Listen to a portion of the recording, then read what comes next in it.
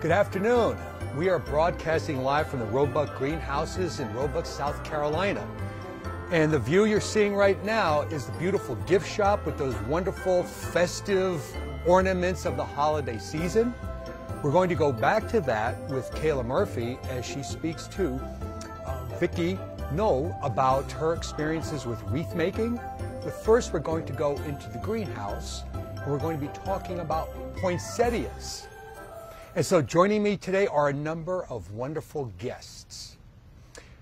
My first guest is Dr. Jim Faust, a floriculture specialist at Clemson University and a poinsettia expert. So Jim, I am in just my happy place now with all these poinsettias, and I was just so intrigued to learn that before you went to graduate school, you actually were a commercial grower, Yeah. and that you were immersed in this, Yeah. and you didn't have enough of it. Yeah. And so you got back into it, Yeah. and now have studied these plants, and they are a part of your life. Yeah.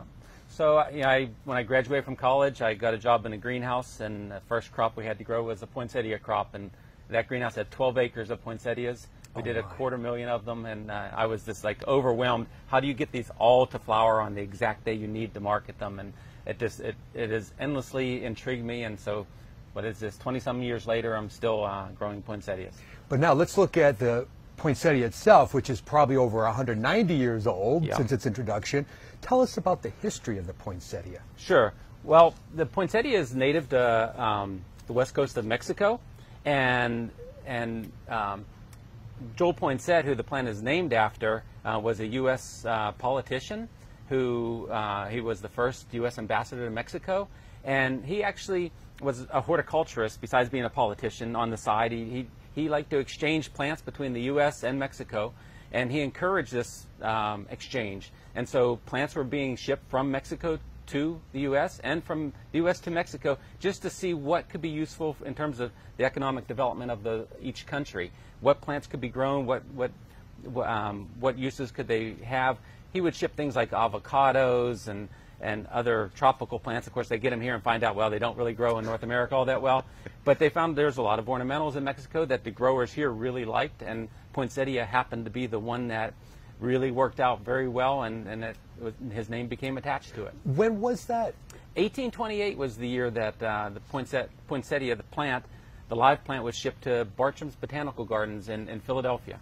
What I find fascinating is way back then, I always thought that when we looked at gardens, we thought of them as physic gardens where they would be used for medicinal purposes, culinary purposes. But here is this ornamental, Yeah. but also I understand that it had been cultivated way before even Mr. Poinsett had found them in Mexico. Well, Poinsett wasn't a botanist. I think of a botanist as somebody that goes out in the wild and collects wild plants and, is disinterested in the plant for the plant's sake. Yes. Poinsett was about economic development, and so he wasn't collecting plants that were in the wild. He's collecting plants from the marketplace. So, fruits and vegetables, and some ornamentals too, like the poinsettia. So he had taken plants that we don't have direct evidence, but it's pretty clear that the Aztecs had already domesticated the plant to some extent. They'd selected varieties that had bigger bracts, and they were using them in the landscape at that point. And so they were already ornamental plants, yeah. My gosh, and I was thinking about other older gardens, which I thought were older, these ornamental gardens, the hanging gardens of Babylon. Yeah. Well, but the Aztecs... The Aztecs were the first to have that we know of, to have a botanical garden. And it was an herbal garden. Montezuma, King Montezuma, had plants growing in these gardens to identify their herbal properties and the plants that could be used for medicine. And so if you Google first botanical garden, what pops up is the first world's botanical gardens are in Italy. Well, if you look at the date, it happens to be in the early 1500s. Just happens to be right after the Europeans had visited the New World and came back with the idea from the Aztecs, hey, this is a really good idea to actually collect plants out here. That's interesting. So, yeah. And so when Mr. Poinsett had visited Mexico, he had looked at poinsettia that had been undergoing a lot of domestication over the years by the Aztecs. Yes, and the reason we believe it's already been domesticated, because if you look at the first pictures that were drawn, the botanical artwork that was done of the poinsettia when it first come to the U.S., it looks somewhat like these modern poinsettias. It doesn't look like the wild types, because the wild type poinsettias have very small, narrow bracts. They're about 1 inch wide and about 3-4 inches long. And this plant had, it looked like a commercial plant. Well, you talk about the wild ones, and it was really neat that here at Roebuck Greenhouses, by the way, I'm speaking to Dr. Jim Faust, a professor at Clemson University, also, as you can tell, a poinsettia expert. Yeah. We've got a wild, which is a native euphorbia. Euphorbia, yeah. The poinsettia is Euphorbia pulcherrima, and this is a different species of euphorbia, or the spurges are the common name for the euphorbs. And this is Euphorbia heterophylla, and it actually resembles a poinsettia. You know, there are very small little paint dipped bracts, and the flowers, the true flowers in the center, look identical to a poinsettia. It's a ditchweed in the Carolinas. It's native to Texas and Florida, but you'll see it, you know, just growing as a weed around here. It's kind of cute. Yeah, well. But yeah, okay. I'm not sure there's no way I would buy it from you, Jim. Sorry. No. But now let's so with regard to the poinsettias, it just still fascinates me that Poinsett made this discovery, and somehow he thought perhaps there's money in their plants. Yeah. And well, he actually gives a speech when he comes back from his appointment in Mexico to the Charleston Horticulture Society, and he talks about how if anybody is traveling abroad, they should bring back plants, because you never know what's going to happen.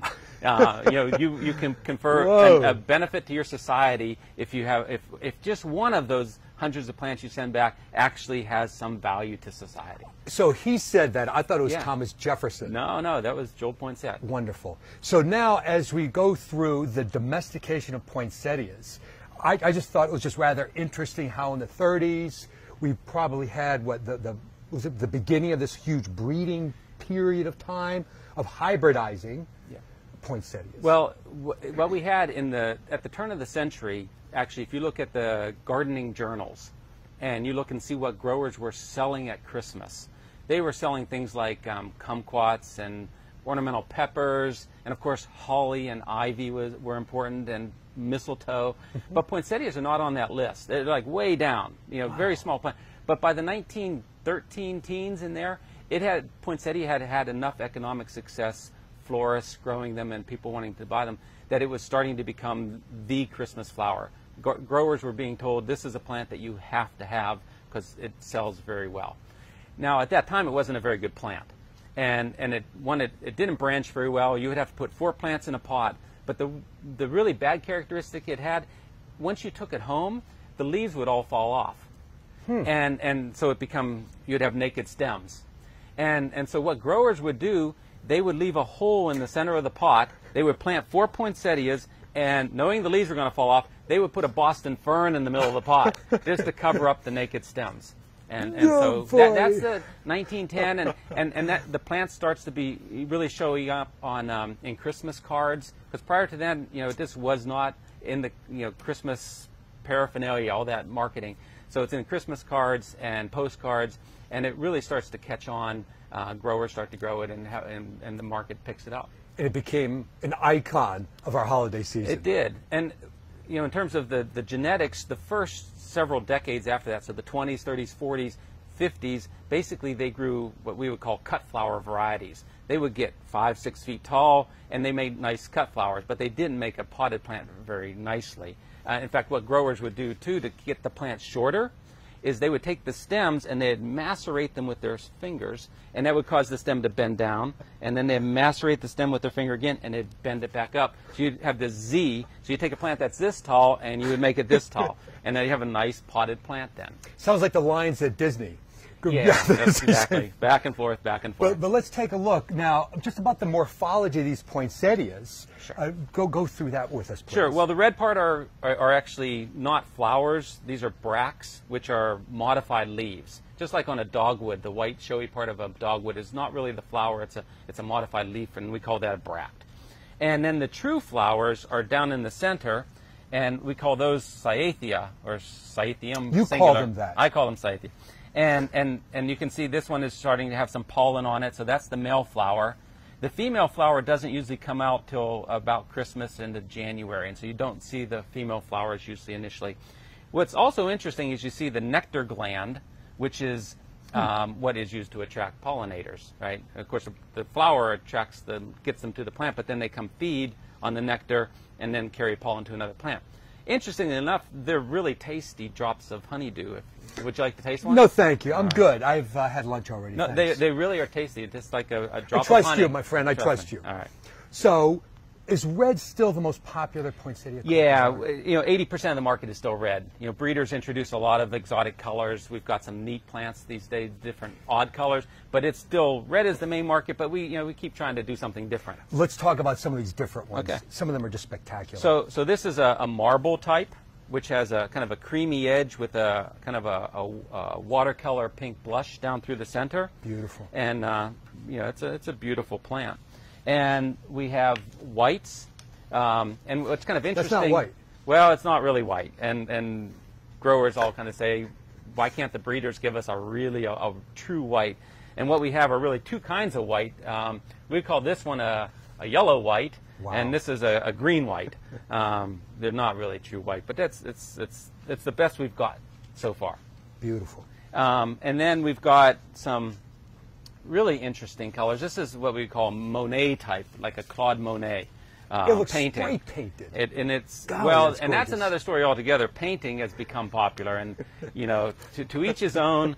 But that's right. Painted poinsettias are out there. Blue is the most popular color, and for a poinsettia. Yeah, and what the growers now, they grow a lot more white than they used to, because then they spray paint them. So you can paint them orange, you can paint them blue, you can do all sorts of funky colors. You see growers putting glitter on them and even flocking them some now. So for a horticulturist, it's well, I wanted to also talk to you, Jim, because you've been working with poinsettias as a researcher for many, many years. And it's fun to go in your greenhouse and see how busy you are in the summertime growing a poinsettia crop of many cultivars. And what I would like you to do is to talk about that process. So if we could bring Tim Holliday over. So what I have here, ladies and gentlemen, is on my left here, Jim is going to talk about the initial stages involved in poinsettia production. Tim, I like to believe that this is how it always is, but it's not. It's just this very long process, and there's a lot of hands that have to touch these, and there are opportunities for things to go awry as well. So Jim will talk about the initial stages, and then you'll talk about your end from Roebuck Greenhouses, your 30 years of experience with this company. So Jim, initially, how does this whole process begin? Okay, well, poinsettias are vegetatively propagated, so they're not grown from seeds, they're grown from cuttings. And so what you do, you have to grow a stock plant, which is basically a shrub, right, that has all these shoots on it, and you harvest individual shoots. And so this would be a cutting, an unrooted cutting. The stock plants tend to be grown in Central America these days, in Mexico, and then the cuttings are shipped to our growers. Our growers will propagate this, put it in a propagation bench, in some media. They'll mist them so they don't wilt until they form roots, and that takes about a month, and that occurs in the month of July. So we're starting midsummer. So July, you're thinking the holiday season already. Absolutely. It's already, the smell of poinsettias are in the greenhouse. and it's a beautiful smell, depending on, Moving right along. So you propagate this for a month, then you transplant it into its final container size, and it grows a little bit, and you pinch it. And you pinch it so that you can promote lateral branching, because nobody wants to plant with just one. That's not pinching. What is pinching? Pinching? It's taking the tip off like that. Yeah. And then what happens as a result of the pinching? Yeah, each leaf where it's attached to the stem has a bud, and that bud will produce a new stem. So this plant here I just pinched would produce three stems. Each stem has one flower, so you'd have a 3-flowered plant on this one. So a nice way of creating a very bushy plant. That's the way we So how many pinches are necessary before Tim gets these? They're just pinched once. Once, okay. Yep. And if you want a big pot, you just plant them earlier, so you have a longer growing season. If you want to, so we can grow these things all different sizes. So that's how you stagger them. Yeah, we have all different sizes, so we can even have very small plants. And so this is started later in the season, propagated in August rather than in July. Okay. And this is the same as all the other red ones around here. It's just grown on a shorter schedule. Wonderful. Now with Tim, yes, what do you receive? You told me these are pre-finished. Our crop comes in pre-finished, and what that means is we get the plant already in the pot. When I first started here, we did all our own cuttings. We had our own stock plants. We would take the cutting. We'd come in early in the morning, 4:30 in the morning, take the cutting, and we'd go immediately and stick it in Oasis and start running the mist on it all day long. And what we decided after a while, we even actually sold the cuttings for a number of years to other growers. But we decided it's a little bit labor intensive. Nobody liked getting up that early in the morning, so we just kind of took that step out of it. We would just buy. We could find a bigger grower, large grower, and they would send us the pot with the plant in it, already pinched, and that's about. And maybe some breaks on it, and the breaks are the lateral branches that are coming up. Maybe some breaks, maybe not. Maybe just pinched and calloused over, get ready to grow, and we go from there. When Tim Holliday, 30 years of experience as a professional grower here at Roebuck Greenhouses. Dr. Jim Faust, a poinsettia expert, aficionado. You're really into this, buddy. I love it. All right. So when you get these, do they have those colorful bracts? Oh, no. We give them the green plants. They're just nothing. It's just like the little, what'd you do there? Oh, the cutting. That's okay. I'll take another one. Yeah, there we go. That's what we get. That's what we get. And usually when we used to pinch, we do our own pinching, we'd have 5. We'd try to leave 5 leaves. We'd have 5 bracts or 5 blooms at the end of the process. But we get this, but it may have some lateral shoots on it. Okay. It's just sitting in the pot. So it's a green pot and a green pot. Then that comes in, we'd normally like to have them in September, October. And so we have to do the finishing from there. Now let's talk about the finishing process. Finishing process, it depends. Everything we do is weather dependent. A lot of people don't realize how much we're just, what if it's sunny outside. This year the weather's been, it was warm, cold, warm. It's warm today. It's a beautiful day. That's really, we don't like warm. We like cool sun. That's what we like when you're growing poinsettias. But with the green plant, you're constantly having to feed, push. But it's crazy because you're pushing and stopping at the same time. You're pushing the plant to get the growth, but you're putting a growth regulator on it at the same time to keep it short and marketable and shippable.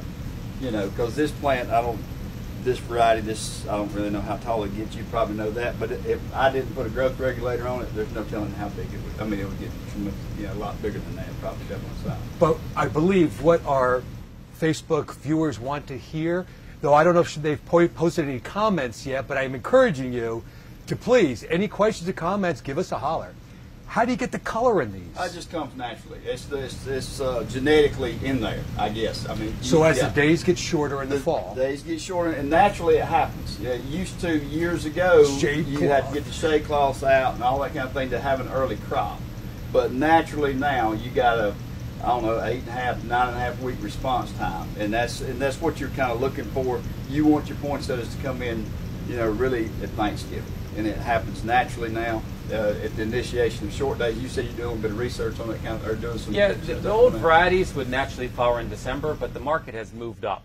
We have, the stores are decorating for Christmas before Thanksgiving, and so we've had to select for varieties that will flower earlier in the season. So these will naturally flower. Even some the first week of November, certainly the second and third week are peak weeks for poinsettias for flowering. So the flowering process starts in September, though. So it's mid-September. The days are getting shorter and shorter, and the plant gets a trigger, a signal saying, now the days are short enough. It's time for me to flower. And if I'm going to be flowering for Christmas, now I start. But it takes 9 weeks for that process to really be visual. And so in the initiation development of these flower buds, the cyathea, the leafy bracts, the floral, these colorful bracts also produced at that same time. Yeah, they're initiated. You can't see them with your eyes in September, but if you can go down there with a microscope and look really, really close, you can see the little buds, they're just a few cells big, are starting to be flower buds rather than flowers. Gotcha. And so then that plant it just takes time for all those to come out. And so you don't really see it until you see the first color starts to bleed into the plant in October, middle of October, but then the full show is not until the middle of November. That's what we used to always call false color. What's false color? That's what we call it. We call it false color. I've never understood because color's color. But we call it false color because that's really not what you're looking for in your bract. But that's the first time you start saying, oh, they're getting ready to start turning. And you're going to start seeing some evidence of some Tim, formation. I love seeing just how dense these poinsettia plants are and well branched they are. And Jim, you've done so much research in so many areas of poinsettia production, but with the branching idea, that's pretty interesting because I always thought when you pinched that cutting, it would normally branch. So I thought, of course, you just do more. Yeah. You said one pinch only. One pinch. But what's involved in this whole branching process? Well, again, in the old days, you could pinch them and they wouldn't branch. So you would get 1 or 2 shoots, and you would need 4 or 5 or 6 to make a nice plant. So that's why they just put one plant in a pot, and they didn't bother to pinch it because it really didn't help. But then in the 1960s, there was a Norwegian grower walked into his greenhouse one day and found a plant that was free branching. It was just branching really, really well. Wow. He has no idea how that happens, but they took that plant, propagated it, and really every variety that's been produced since 1968 has had to be free branching because the growers don't want to grow 4 plants. The economics are not very good for growing 4 plants in a pot if they can only grow 1. Yes. Now, where that branching came from, nobody knew until the mid-1980s, and actually 1990s, where they actually identified it was actually a bacterium that had infected the plants. It was not a genetic thing. Usually you get traits like better branches, better bract size. Those are genetic traits. This was nothing to do with the genes of the plant. It was a bacteria had been infected. Who knows how it got there? But a bacteria infected that plant, and it bacteria tend to be bad things. Yes, and, of course. And this particular bacterium, it's called a phytoplasma. It's a single-celled bacterium, lacks a cell wall. You can't culture it outside of the plant. It is only in the vascular tissue of the plant, and so. So there are no deleterious effects on the plant itself. Right, and every other plant that this oh. this phytoplasma infects, it causes a disease-like symptoms, like witch's brooms on trees and stuff. But on poinsettia, it conferred a beneficial trait and really changed the poinsettia world. It allowed it to become the mass market success that it is today. Yeah. Fascinating story. The other thing before you go, Tim, I just would like to know, what is your favorite poinsettia? I mean, if I ask Jim, it's a poinsettia, but what do you think? Do you have a favorite color? I guess red, the traditional red. Traditional is my favorite. reds. Yeah, there's some novelties out there. We were discussing some poinsettias. Now, we don't have any here to show, but those are some really neat things. You mentioned the keyword novelty, because I'm wondering, how in the world do you get this new stuff?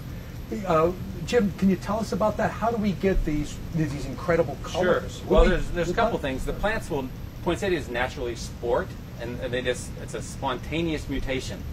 And that happens, and you got a couple examples that happens in greenhouses every year. So, for example, this is one where, this is a plant that's supposed to be a marble, but you see one shoot in here that's pink.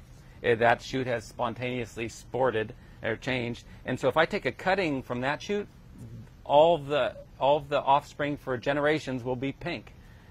Same thing. A clone of that one, yes. Yeah. I got you. And so here's that same variety, but it has happened to sport to a white. And so you take the white one, and you're going to have white. We have some that you can see just get very confused, where it's pink and red on the same flower. So who knows what its offspring. So my hunch is, I don't even know you that well, but my hunch is you're walking up and down these tables and you're looking for stuff like that. Oh yeah, I love stuff like that. I've always been intrigued by that, and the ones that come up that miss the pinch, and you got the big single bloom flower, and sometimes those make it to my house and don't make it to the marketplace. But it's something neat to look at. There's there are companies that will give their workers a bonus if they find a plant that has some market value, and they can actually introduce it into the market. So we're not going to give you those ideas. I just wanted, because after this program, I thought maybe Tim, just let me go in the back 40 and look around a little bit. Absolutely, yeah. Gentlemen, thank you so much. We're not done yet with this Clemson Extension Live broadcast. I'd like to throw it to my colleague, Kayla Murphy, and she's going to be talking about wreath making with Vicki No. Take it away, Kayla. Thank you so much, Bob. We're here in the beautiful gift shop of Roebuck Greenhouses, and I'm here with Miss Vicki and Mr. John. Now, Miss Vicki, I know that you've been, you're a third generation Roebuck greenhouse, right? Yes. So when did you start kind of making the wreaths and becoming really a full part of this family-run operation? 1 week out of college. 1 week out of college. 1 week out of college. Of course, I grew up with it, so it was just second nature. And my mother did this, my father did this, my grandfather did this. I watched Mother do it, and it's as anything you do. The more you do, the easier it becomes. And today, we are sending out 110 wreaths for one client. 110 wreaths. Yes, 110. each individually custom made to that person's request, and there's no two alike. We like to start with a plain one like this, very simple, and John, we mix in greenery, all different types of greenery that we like. Then we mix in color, the berries, and it just adds dimension. It's far more attractive to keep adding anything you like. We just keep grabbing and grabbing things, and John has made them as long as I have, and they're just as we feed off each other. Then after we get all the pretty things on it, then comes the best part, are the ribbons that we do. These ribbons are beautiful. So how did you learn how to make these ribbons? My mother. Your mother, okay. My mother made the prettiest wreaths, and she taught me, and if you've got good quality ribbon to work with, they will last for the entire month of December and longer, and years. Wow, even outside? Even outside. Wow. They all have wire in them, and let me say, it's easier. The more you do, the easier it is. So by the time we get through with this 110, it will be a walk in the park. And like I said, there's no two wreaths alike. We have, of course, the red is our #1 for Christmas. We do a little bit shinier red. Gold is #2 choice. It's very easy to work with. I could teach you today, and you wouldn't have any problem. John could teach you, and like I said, the more you do, the better. And this ends up being our final product that will go to someone's home today. And that is absolutely beautiful. And not only does it look good, it smells amazing. So I can't even imagine anything better to welcome someone into your home with this holiday season. And they're all gifts, and so a lucky person, and they do smell good. They'll last the whole time, even through the rain. They'll hold up. It's no problem for them to hold up the whole month of December. So do you have any other tips and tricks to kind of decorating your home this holiday season? If you want to bring the greenery in, brighten up your home, if the days are a little shorter, it's good to have that liveliness inside. Yes, if you are picking up a wreath, just a plain wreath with nothing on it, if you submerge it in the water, maybe overnight in maybe a large container, that soaks all the water up, and it will last even longer. Really? It won't shed, make a mess at your front door, your back door, or over your mantle. Soaking helps tremendously. As soon as you get it, and then you can start decorating and put anything you like on it. That's #1 tip.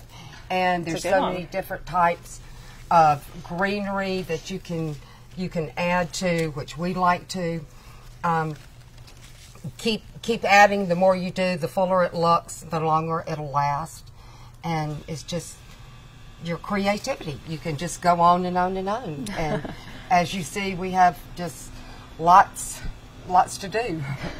There's never two jobs alike. We never get bored around here. Doesn't look like us, especially this holiday season with all your plants everywhere. So I think my last question is, we were talking earlier a little bit about how to maybe make greens look a little bit more, make them last a little bit longer, maybe adding some faux in there, but still keeping the live wreaths and the live greenery. So can you tell me a little bit about that? John, when you cut, you just make sure that it's wired and real tight with your best products. You've got to have great clippers to work with, and you've got to have water repellent things to work with. Okay. And so would you recommend usually like wood flowers or maybe silk, or? You can do both. Okay. You can do fresh and you can do silk. We work with both. Of course, these are not fresh berries, and we'll stick them in there so that they will last, since it's a gift. Add that little touch of sparkle in there. Yes, absolutely. And that will hold up. And sometimes we just make sure all of our ribbon has wire in it. That is your most important thing. Keep that beautiful yes, shape. If you, through the rain, through the storms, through the wind, that if it has wire in it, it holds up. And it will not flop and look ugly come January 1. So these are long-lasting investments that we have right here. Absolutely. So I think Bob has a little bit more to talk about in the greenhouse about how to keep not only just your greenery, but also your poinsettias alive throughout the entire year. Good home tips, care, all that good stuff. So let's go ahead and throw it back to Bob, see what he has to say about that in the greenhouse. Thanks very much, Vicki and Kayla. So now we're back in my happy place. And on my left, of course, we've got Dr. Jim Faust, a professor and a poinsettia expert with Clemson University. And now my new guest here is Patrick Maccabee. No. And I told Patrick, if you just put an L on the end, buddy, this would be perfect for the show. But maybe we could put that on the credits, no L. But no, Patrick, no, is going to tell us about what should a consumer look for regarding poinsettias. So when you do go to the garden center, what do you look for? What is quality? Besides the colorful bracts and stuff, what am I looking for that will last through the entire season? Honestly, I'm going to first of all make a reference, a poinsettia to personality. So someone's personality, say you're, more in the festive mood. You want something that's dressed up. You want something that's more symmetrical, something that's got a nice bow on it on the front. You see, no matter what size the poinsettia is, it's really the personal preference. What am I going to like? What's going to look best in my home? Say, depending on what kind of colored walls you have, what kind of setting are you going to put your poinsettia in? As far as quality is concerned, we want to make sure that all the leaves, all the hues, the colors are just mainly intact. Now, earlier we looked at some that were pink and white and red and pink, kind of mixed, but here you have just a solid red, traditional red poinsettia. Okay. And so I was just wondering, Patrick, when I look at this one, it's not red. Would my neighbors talk about me if I had this in my house? Absolutely not. Absolutely not. So going back to the structure, I love the symmetry, and Dr. Faust pointed out earlier, you've got small ones, you've got very large ones. What about the flowers themselves? Is it critical that these flowers are at a particular stage of development? Does that matter with regard to its longevity in the home? Well, it does and it does not. It's important to treat the poinsettia with 110% of care. And I mean, no joke. It doesn't take anything. You can't give it any less, if you know what I mean. Now, as far as the quality, maintaining the quality, you're going to want to water it every so often. Of course, you want to be careful not to overwater these plants because that happens quite a bit. Yeah, Patrick, we'll talk about that one. But I really feel also what's important is, okay, so you're holding this right now. You're in this really warm greenhouse. Absolutely. They don't know I'm sweating my brains out here because of the sweater I wore today. But it's nice and warm in here. For those people up north, or even for those folks in South Florida, for example, where it gets really hot, really cold up in the upper northwest there, how are they going to get this from this beautiful tropical environment we're in home without causing an injury? Right. Well, whether you're in Montana, Maine, or South Florida, really, it's important to take care of the plant. Now, how are you going to? Well, say you just buy it at a nursery like ours, the Roebuck greenhouses. Here we are so lucky, fortunate in this part of the country to be able to just literally put this in a box for a customer and get it nice and neat, and so that it's not going to budge around or move any in the car, the vehicle where they're taking it, as long as you are able to keep it in a environment that is somewhat warm, moderately warm. And Patrick, I know you want to say this, when you put it in your car, don't go to the mall for 6 hours and leave the poinsettia in your car. You have to treat this as a perishable product. Absolutely. You got to bring it home. But I noticed that wonderful little sleeve there. What is that? So this is another way of transporting the poinsettia. So you see the sleeve here. What we do in the beginning is we just grab the plant and we open the wide top. We open it at the top, set it right through, and just like that. So you've got this packaged here. And it's nice, especially when you have a bunch of poinsettias bundled together. Having the plastic on it gives it protection, the protection that it needs. And what I really like as well, I see all these beautiful breathing pores in this plastic. Absolutely. You guys just not use a piece of plastic and stuff the plant in it. This is a living, breathing specimen, and I really like the fact that you're keeping these branches nice and tight. And there'll be no possibility of breaking anything. Exactly. And again, remembering that this has to go from this environment to your home fairly quickly. Fairly quickly. You want to get it there, Especially when the temperature extremes. And Jim, what are those temperature extremes with regard to poinsettias? Yeah, really any temperatures below 50 can start to cause some damage. It depends how long they're exposed to those temperatures.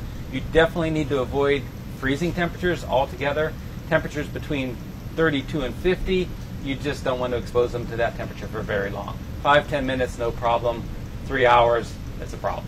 Okay. Now, Jim, let's talk about, so when Bob brings this gorgeous poinsettia that he got for free at Roebuck Greenhouses, how do I take care of this thing? Where in the world do I put this? Yeah, well, you want to put it in as high a light of environment as you have in your home. You don't want to put it in the darkest corner because the plant needs to be able to do at least a little bit of photosynthesis if it's going to sustain itself and continue to thrive till Christmas or the New Year's. So good light is important. Again, avoiding extremes in temperature. Doesn't need to be 80 degrees, doesn't need to be 40 degrees. Somewhere in the middle there's 60 to 75 is ideal. And then finally, when you water it, don't overwater it. That's probably the big killer on these. This is your grandmother's design ribbon? Yes, sir. Which I'll tell you, Mama Jean is what we called her. She did a fabulous job with bows, and I tell you, she can make one up in about 30 seconds. That's not me, but I tell you, we love our bows, and it's a definitely. I can't even tie a bow tie, and this is just really beautiful. But so when you do get these plants, and if they do have that beautiful floral cover, yeah, it's wonderful to protect the furniture. It is, but you have to be careful because there's no drainage. If you put in, a gallon of water, that plant's going to be in a swimming pool, and poinsettias don't like to swim. And so what you want to do is just add enough water to moisten the soil. You don't want water to be collecting in the bottom. So for me, a cup of water once a week is probably adequate. If you're putting on water every couple of days, it's probably you're gonna create a swimming pool, and again, the plant will drown. How do I know when to water? Well, the easiest way is to pick it up and throw it away. And if it's really heavy, don't water it. If it's getting light, water. You don't want them to wilt either. If you see them wilting, definitely get some water on them. And so what I love about that technique, we use that for houseplants all the time. You guys know this stuff. And instead of waiting for that wilting phase to let us know, my gosh, give me some water, just lift it up. Just lift it's it up not a every problem. couple of days. Yes. So this has been, okay, I know. Thank you, Patrick. This has been a wonderful experience at the Roebuck Greenhouses. Tim Holliday is there on the side. Thank you so much for your comments today. And Dr. Jim Faust, this has been a pleasure. I'm looking forward to your book that we hope will be released soon about poinsettias, the history as well as their production. And I'd like to throw this now to Kayla Murphy. Thank you so much for the opportunity to be in this magnificent place. Thanks so much, Bob. Well, we're back here in the gift shop of Roebuck Greenhouses, and we're still working away, chipping away at these hundreds of wreaths that have been ordered this year. So let's just go ahead and take a look. Miss Vicky's decorated the shop beautifully for the holidays, so we're just going to take a look at some of our favorite spots. So let's do that. We have all of our ribbons over here that are, this is where we keep all of the ribbon so that they're for, each bow is for someone special. We keep it inside so that they don't get dusty, don't get dirty until they go out. And we have sections for our ribbon that go out to someone. We have section for our wreaths. We have section for our deliveries that go out. So everything has its department. And we hope that we are organized for the season. We try a long time to get there. So our decorations we just pull from every day. We have stock in the back that we can pull from. Our containers are very big. We carry every different type of container that you want to put indoors or outdoors that we love to use. Some are very, very heavy. Some are extremely tall, lightweight. Some are heavyweight. We have all different varieties. We have fresh in here. We have silk in here.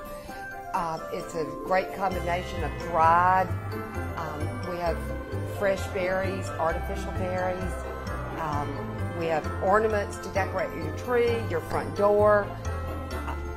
All of you are really all set for the holidays in We are. here. It's pretty much a recipe for a successfully decorated home. We hope so. We hope so. That's the goal. We are, for the next 30 days, ready to roll. Ready to roll. Ready to roll. I love it. Well, thank you so much for having us here You're today. welcome. Thank you It's been great for learning coming. all about the wreaths, the poinsettias, and everything. So join us next time from Clemson Extension Live, and we hope that everybody has a wonderful holiday season. We hope these tips to keep everything healthy, smelling good, still looking fresh and green will serve you well this coming holiday season.